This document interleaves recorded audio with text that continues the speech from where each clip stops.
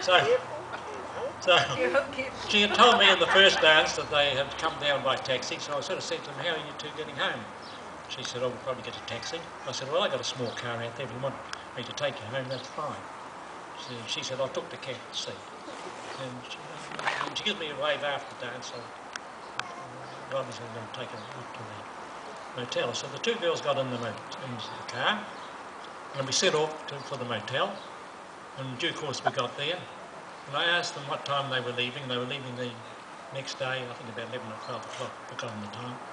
What have you seen of Taupo? I said. Well, they said, they've seen nothing about Taupo. I said, have you seen the Hooker Falls?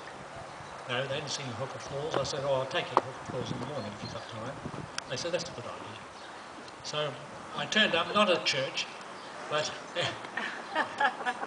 at the motel, and they were finishing their packing, and they got in the car. We went up to look at the Hooker Falls. And I took them back when they got on the bus. And probably at some stage or other, Joan had mentioned that she was going to be working at Barrett's, and I said, oh, well, Barrett's in Wellington. I work in Wellington, I'll probably see you sometime. So that was that. And then the whole matter was forgotten about as far as I was concerned until about early March. At the milk board where I was, the deputy chairman was a fellow called Percy Dowse, who was the mayor of Lower Hutt. And Percy had a very strong personality. And he lined us up one day and said, I hope all you executives are coming to our ball, our council balls at Lower Hutt. And everybody else said yes, and I had to say yes too. I thought, oh, blast, because I made a bit of a decision, a mental decision to myself at that stage that from this year I was going to forget women, have nothing to do with them. I was going to concentrate on work because I was very busy, and that was that. I decided at that stage I'm not going to get married ever. I'm going to be a bachelor for the rest of my life. That was my mental decision, me to me. Didn't tell anybody, of course. Why'd you get it wrong? He's telling kids. So that's the situation. So then I said, hell, I've got to find something to go to the ball with. What am I going to do? So I had an envelope and I started to write down names. I wrote down 5 names. I've forgotten them all. One was the girl I occasionally used to meet at the dance hall. Another one was the sister of a fellow I knew, a cover of mine, but she was not a very good person to take along to a dance. For all the people I work with were there, well, that's not too good. Now, after I had the 5 names down, I was scratching my head, I thought, oh yeah, the Aussie girl. So I wrote her name down, 6th, you see. and then, okay, I thought I'd better see what she said she'd be at Barrett's. So I got in my car after work, left about 5:10, drove up to Barrett's, parked the car outside, climbed the steps beside Barrett's up to where the entrance to the hotel is, and asked if they have a Joan Ives working there. Yes, she was down the back. So I went down the back and there was Joan along with about half a dozen other girls all talking and carrying on. So I said, would you like to come out for a drink? She said, yes, she would. She'd be about 5 minutes. So I said, I'll see you down on the bottom of the steps. So I left, walked down the steps and waited. In due course she came down. I said, will you go to the private bar? Would you like a coffee? She said, I'd like a coffee. So we went up to the coffee shop. And we spoke a little bit, and I thought, well, things sound all right. So I said to her, I've got an ulterior motive in bringing you down here. I remember using those 2 words, ulterior motive. I thought they were rather good at the time. Then I said, I've got a bit of a problem, and I explained to her that I had to go to a ball. Would she like to go to the ball? She said. And I said to her, I realise, of course, you're travelling around, you might never dress. And I started to think, suddenly started to think while I was saying that, I wonder whether I should offer to pay for the cost of the dress. And I thought, I better not do that. She might think, my next question would be, I want to see her put the dress on and take it off. Did you tell her she was number 6 on the list? No. That was my mental attitude, and I went and thought to myself, should I maybe offer to pay half the dress? People do these things. I couldn't sort of... And then while I was on all this, she said that she'd come. I thought, oh, well, I can forget about the dress. So then I said, right, well, we better go.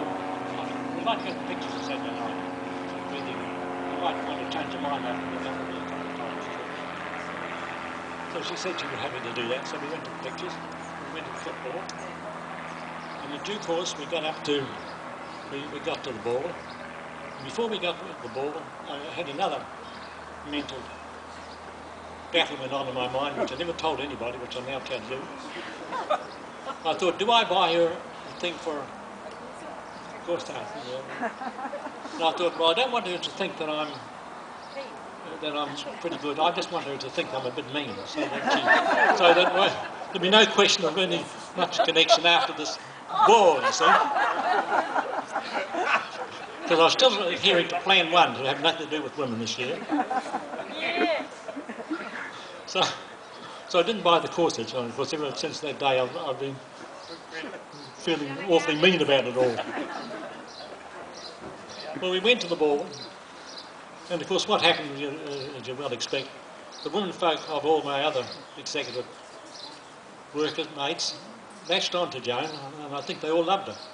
And they invited her to come to one of their houses on next Thursday night, so that she could show them the colour slides that she had taken. So that meant I had to take her to the house the next night, of course.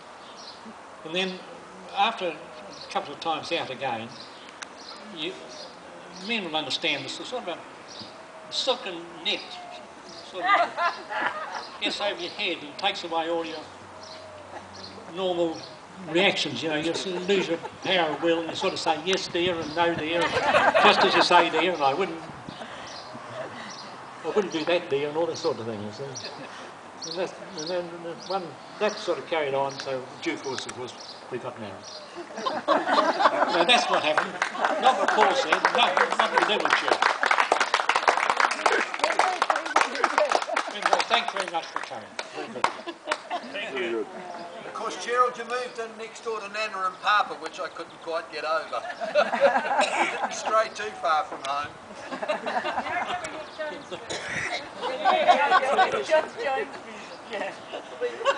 Joan's list was a lot longer than yours, mate. I don't remember going to Hooker Falls. I remember going round the back of the lake. I can't remember there's a resort to... No, you go north. Make sure you hold this up.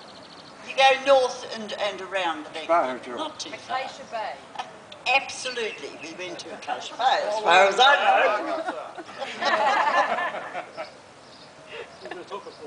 Oh, God.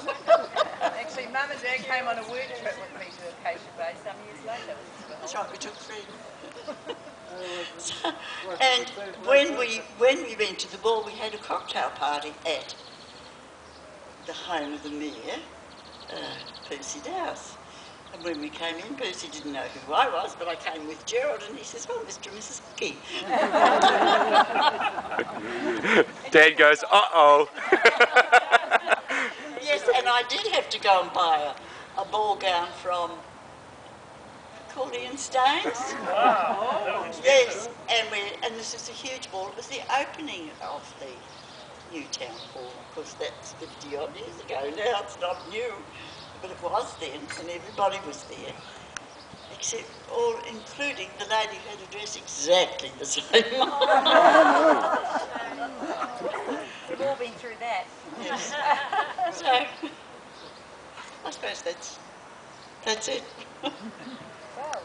Now, when did you agree to marry him? Oh, She's thinking about that one. yep. No. September 58.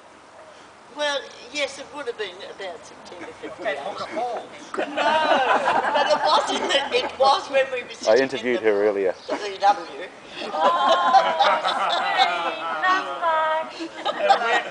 Whereabouts were you? Well, somewhere in Wellington.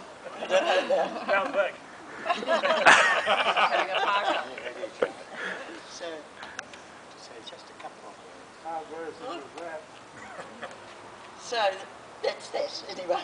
That's what happened. More or less.